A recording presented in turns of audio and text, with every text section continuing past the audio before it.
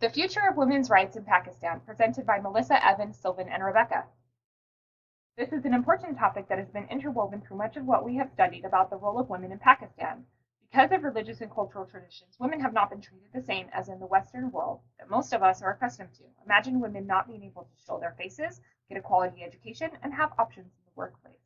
We wanted to explore the way the culture is changing for women in Pakistan and why it is important not only for the nation but for the world. Women in the workplace. In a dominantly male-driven society, women have great difficulty finding work and being accepted to climb the corporate ladder. Because of low literacy rates and the lack of degree-level education, women have fewer opportunities for any jobs. The Pakistan Labor Force Survey stated in 2012 only 3.8% of women received degree-level education, but according to Pakistan's Federal Bureau of Statistics, the proportion of women at work in the country has increased from 16.3% to 24.4% in a decade. This does not take into account the many difficulties women face in finding employment. Although there was a rise in working women, job offers for female employers and hiring are mainly based on gender, so the number of unpaid family helpers has risen over the decade. From 2001, 46.9% of all working females are unpaid family helpers. In 2012 to 2013, it had risen to 60.5%. Not only is it difficult for women to receive and hold on to jobs, but there is an epidemic of harassment going on in the workplace by male colleagues. An unofficial study showed that 70% of women are harassed at their workplaces every day, even when the Protection Against Harassment of Women at Workplace Bill 2010 was signed by President Zardari years ago. Females almost everywhere in Pakistan are only paid half of what their male counterparts earn, another example of inequality and discrimination.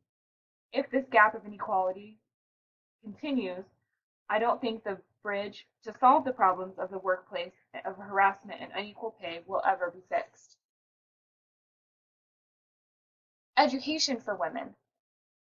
In British occupied India, the British set up schools to give the native people a Western education. In an effort to preserve traditional Muslim values and protect women from corrupting Western influence, girls were banned from receiving such an education. When girls were educated, they were only educated in Islam and homeschools. Organizations such as the Muslim League advocated for women's education, and eventually girls were only educated in Islam and allowed to go to school. But the desire to protect women from being corrupted by Western culture, as well as to preserve the traditional control that men had over women, continues to be an obstacle for women's education.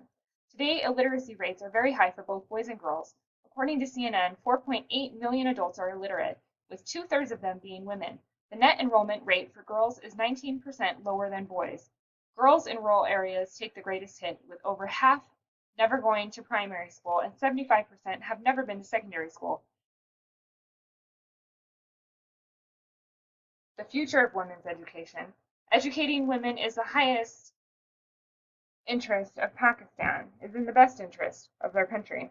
The return on investment for educating a girl is much higher than educating a male right now, and the overall rate in which education is taking place will not be enough to saturate the future economy of Pakistan. Educated women also have a great impact on the educational success of their children. Due to a low satisfaction rate with the educational system, increased media coverage of educational related issues, and political symbols such as Malala Yousafzai, the demand for better education for women is high, clearing the way to reform.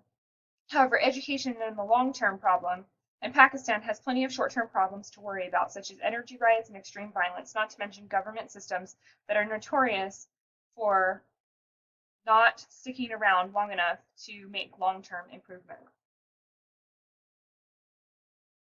Purdah. The word purdah means veil and refers to the way women shield themselves from being seen by men and other people. The only person that is allowed to see them out of their veil is their husband. It primarily refers to secluding women while they are outside their homes by some kind of garment or robe that covers most or all of their body. These are typically called the burqa. The sari wearers use a face covering called a palla.